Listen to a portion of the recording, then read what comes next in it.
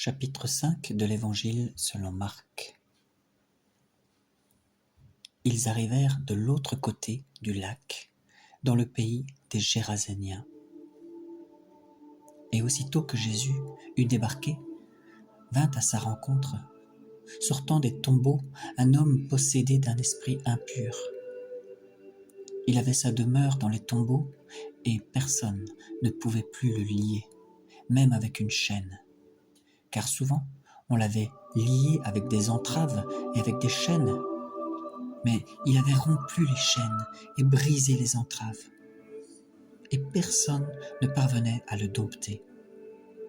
Et sans cesse, nuit et jour, il était dans les tombeaux et dans les montagnes, poussant des cris et se tailladant avec des cailloux.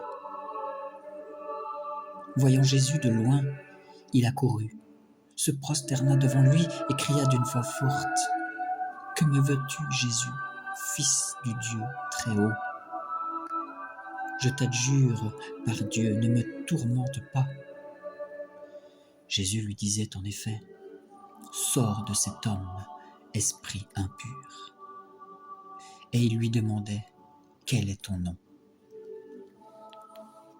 Il lui répond : « Légion est mon nom, car nous sommes beaucoup. » Et il le suppliait instamment de ne pas les expulser hors du pays. Or, il y avait là, sur la montagne, un grand troupeau de porcs en train de paître. Et les esprits impurs supplièrent Jésus en disant : « Envoie-nous vers les porcs, que nous y entrions. » Il le leur permit. Alors, ils sortirent et entrèrent dans les porcs. Et du haut de l'escarpement, le troupeau se précipita dans la mer, au nombre d'environ 2000, et ils se noyaient dans la mer. Leurs gardiens prirent la fuite et portèrent la nouvelle à la ville et dans les fermes. Et les gens vinrent pour voir qu'est-ce qui s'était passé.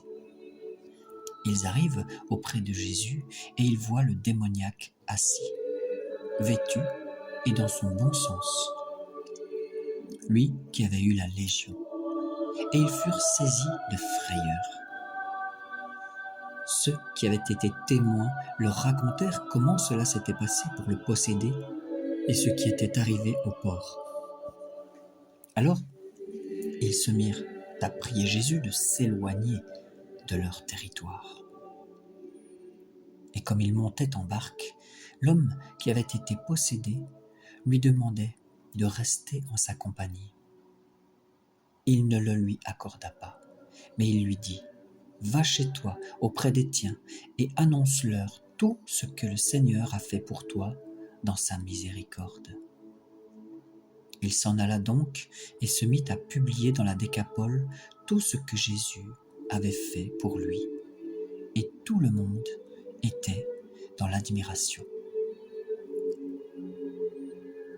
Lorsque Jésus eut regagné en barque l'autre rive, une foule nombreuse se rassembla autour de lui, et il se tenait au bord de la mer.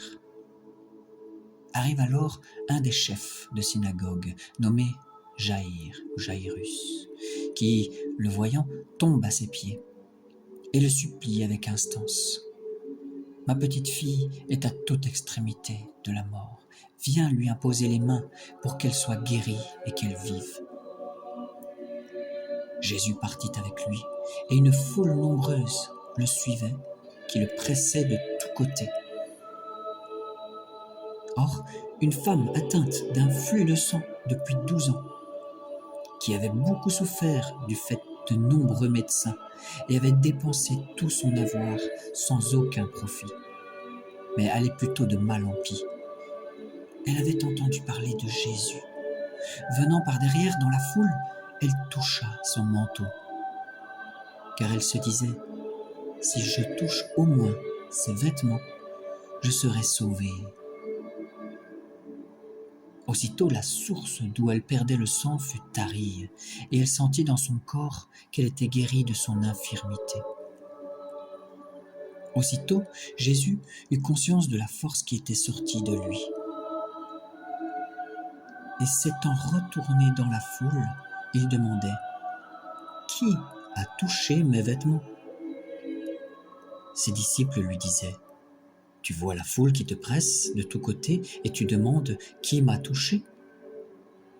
Et il regardait autour de lui pour voir celle qui avait fait cela. Alors la femme, toute craintive et tremblante, sachant bien ce qui lui était arrivé, vint se jeter à ses pieds et lui dit toute la vérité.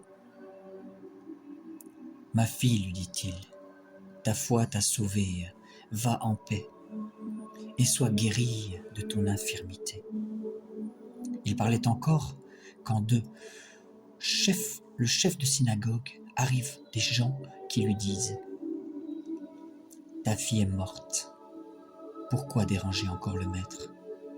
Mais Jésus, qui avait appris la parole qu'on venait de prononcer, dit au chef de synagogue: Ne crains pas, aie seulement la foi. Et il ne laissa personne l'accompagner, si ce n'est Pierre, Jacques et Jean, le frère de Jacques.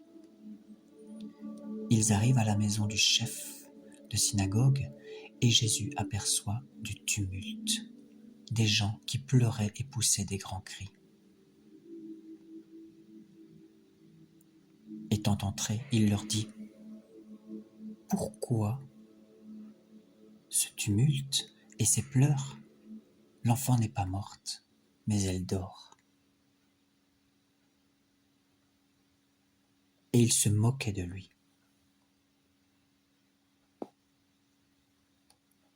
Mais les ayant tous mis dehors, il prend avec lui le père et la mère de l'enfant, ainsi que ceux qui l'accompagnaient. Et il pénètre là où était l'enfant. Et prenant la main de l'enfant, il lui dit: Talitha koum, ce qui signifie: Fillette, je te le dis, lève-toi. Et aussitôt la fillette se leva, et elle se mit à marcher, car elle avait 12 ans. Et ils furent saisis aussitôt d'une grande stupeur. Et il leur recommanda vivement que personne ne le sût. Et il dit de lui donner à manger. Au nom du Père, du Fils et du Saint-Esprit. Amen.